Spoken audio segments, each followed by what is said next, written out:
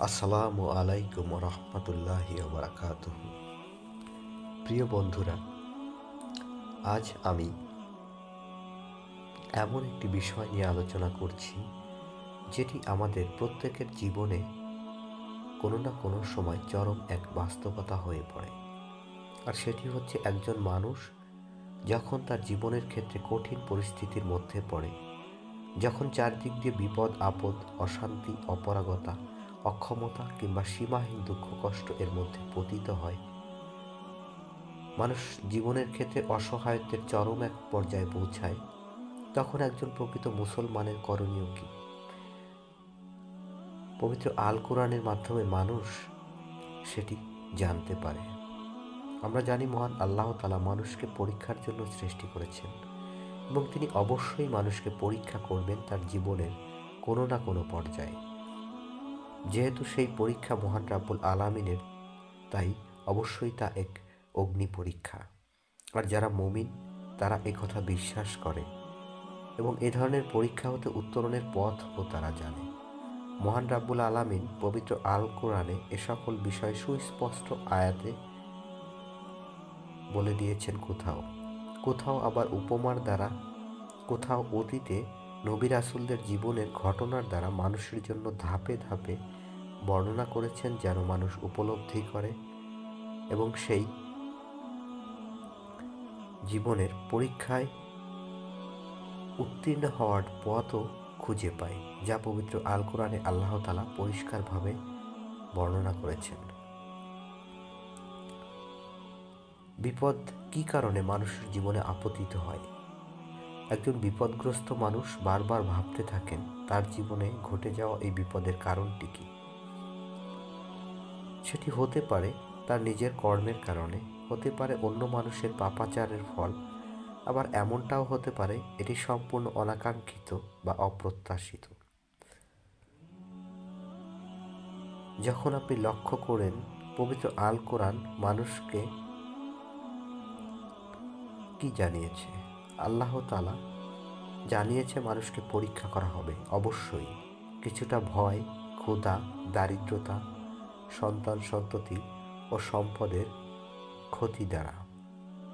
অর্থাৎ আমাদের জীবনে আসা যে কোনো পরিস্থিতিতে আমরা কোনো না কোনো ধরনের ভয়, অক্ষমতা, অপারগতা বা অসহায়ত্বের সামনে পড়ি এবং জীবনের এই পরিস্থিতিতে আমরা বিভ্রান্ত হয়ে অসহায় হয়ে পড়ি এবং এই ধরনের পরিস্থিতিতে পড়লে মানুষ জীবনের ক্ষেত্রে হতাশ হয়ে পড়ে। এই দুঃখের কোনো শেষ থাকে না, যা তাকে অসহায়ত্বের চরম এক পর্যায়ে নিয়ে যায়। আল্লাহ তাআলা পবিত্র আল কোরআনের অন্য আয়াতে বলেছেন, মানুষকে জীবনে আপতিত যে কোনো দুঃখ কষ্টের ক্ষেত্রেই নির্দেশ এটিই যে সে যেন ধৈর্য ধারণ করে। এই ধৈর্য ধারণকে আল্লাহ তাআলা এক বিশেষ ধরনের ইবাদতের মর্যাদাও দিয়েছেন। আল্লাহ তাআলা পরিষ্কারভাবে বলেছেন, তিনি ধৈর্যশীলদেরকে ভালোবাসেন, তিনি ধৈর্যশীলদের সাথে থাকেন এবং ধৈর্যশীলদের ধৈর্যের পুরস্কার হিসেবে পরিষ্কারভাবে জান্নাতের কথাও আল্লাহ তাআলা উল্লেখ করেছেন।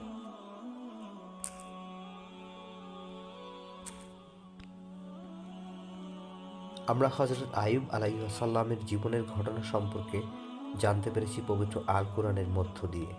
তিনি তার জীবনের সুদীর্ঘ 18টি বছর ভয়াবহ দুঃখ, কষ্ট, যন্ত্রণা, অক্ষমতা, ব্যর্থতা এবং চরম বিপর্যয়ের মধ্যে পড়েন।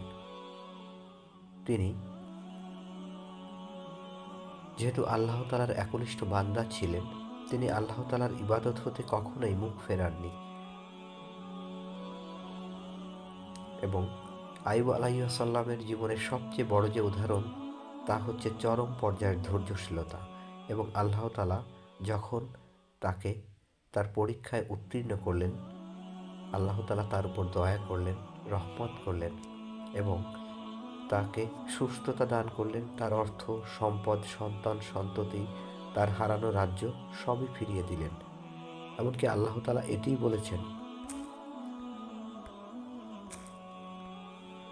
যে আল্লাহ তাআলা তাকে শুধু ফিরিয়ে দিলেন না, আল্লাহর তরফ থেকে তা দ্বিগুণ করে দিলেন।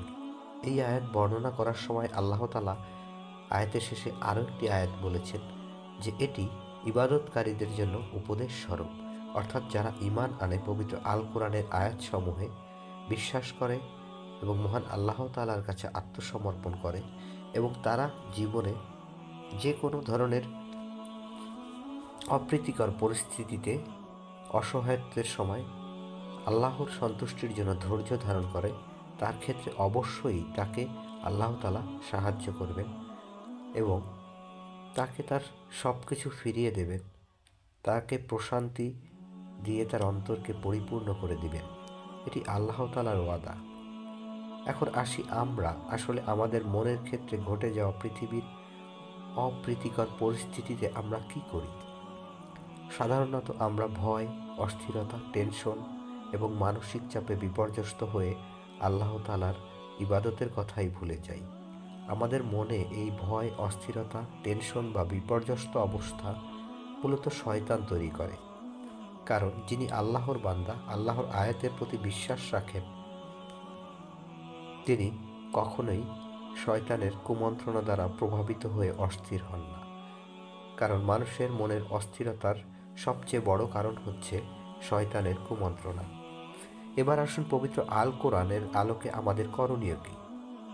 প্রথমত, আপনি যে বিষয় নিয়ে বিপদগ্রস্ত সেই বিষয়ে আল্লাহ তাআলার উপর ভরসা করুন, যেটিকে তাওয়াক্কুল বলা হয়ে থাকে, অর্থাৎ আল্লাহ তাআলার ক্ষমতা, সীমাহীন দয়া এবং করুণার কারণে আল্লাহ তাআলার উপর পরিপূর্ণভাবে ভরসা করা।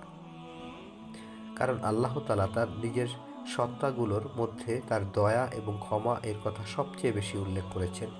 আর যেহেতু আল্লাহ তাআলা এর দয়া সীমাহীন, সেহেতু আল্লাহ তাআলা যে আপনার উপর দয়া করবেন সে বিষয়ে আপনার অন্তরকে সন্দেহমুক্ত রাখুন।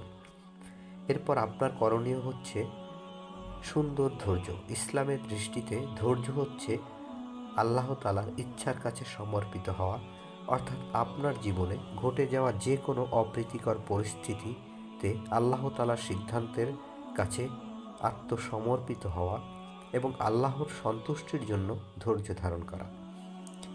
আপনাকে কতটুকু ধৈর্য ধারণ করতে হবে সে বিষয়টি আপনি জানেন না, কিন্তু ধৈর্য এমন একটি গুণ যাকে আপনি যত বেশি দীর্ঘায়িত করবেন ততই তা আপনার ক্ষমতাকে বৃদ্ধি করবে। আপনি যখন ধৈর্য ধারণ করবেন আপনার রবের সন্তুষ্টির জন্য, আপনার রব আপনার প্রতি সন্তুষ্ট হবেন এবং তারই প্রতিশ্রুতি অনুযায়ী তিনি একসময় আপনাকে দুঃখ, কষ্ট, যন্ত্রণা, হতাশা থেকে মুক্তি দেবেন। কারণ আপনি কার্যকরণের বিষয়ে যদি বলেন, একজন মানুষ দুনিয়ার সব কিছুকে বিচার করে বাস্তবিক কার্যকরণ হিসাব করে, কিন্তু আল্লাহ তাআলার হিসাবে তা সম্পূর্ণ ভিন্ন। আল্লাহ তাআলার ক্ষমতার বৈশিষ্ট্য হচ্ছে তিনি যখন বলেন হও তখনই তা হয়ে যায়। আর কর্মবিধায়ক হিসাবে যে কোনো ব্যাপারে আল্লাহ তাআলাই যথেষ্ট এবং তিনি সকল বিষয়ে সর্বশক্তিমান। এবং আল্লাহ তাআলার এই আয়াতসমূহের প্রতি আপনার পরিপূর্ণ বিশ্বাস, আস্থা থাকতে হবে। আসলে মানুষের সবচেয়ে বড় ত্রুটি হচ্ছে আল্লাহ তাআলা সম্পর্কে ভুল ধারণা। আল্লাহ তাআলা মানুষের অন্তরের প্রতিটি অবস্থার কথা জানেন। যদি আপনি আল্লাহ তাআলার প্রতি বিশ্বাসের ক্ষেত্রে মুনাফিকি আচরণ করেন তাহলে আল্লাহ তাআলার কাছে তা অজানা থাকে না। এবার আসি সর্বশেষ গুরুত্বপূর্ণ কথায়। আপনি আল্লাহ তাআলার উপর ভরসা করলেন এবং ধৈর্য ধারণ করলেন এবং এই সময়গুলোতে আপনি আপনার করণীয় কাজগুলো বাস্তব দৃষ্টিকোণ থেকে আপনার সক্ষমতার সর্বোচ্চটুকু দিয়ে সম্পাদন করতে থাকেন। কারণ আল্লাহ তাআলা আল কোরআনের অসংখ্য আয়াতে মানুষকে ঈমান আনয়নের সাথে সাথে সৎকর্ম সম্পাদনের কথাও বলেছেন। আর আপনি আপনার জীবনের প্রয়োজন মেটানোর জন্য আল্লাহর বিধিবিধান মেনে যে কোনো কাজ করেন সেটিও সৎকর্ম, অর্থাৎ আল্লাহ তাআলার উপর ভরসা, ধৈর্য ধারণ এবং আল্লাহ তাআলার বিধিবিধান অনুসরণ করে নিজের কাজ সম্পাদন করা একজন বিপদগ্রস্ত মানুষের জন্য একমাত্র সঠিক পথ।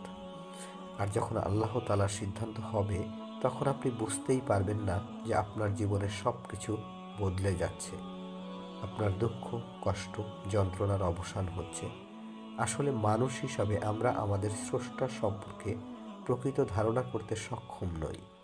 যারা পবিত্র আল কোরআনের আয়াত সমূহ অধ্যয়ন করে, উপলব্ধি করে এবং তার উপর ঈমান আনে, আল্লাহ তাআলা অবশ্যই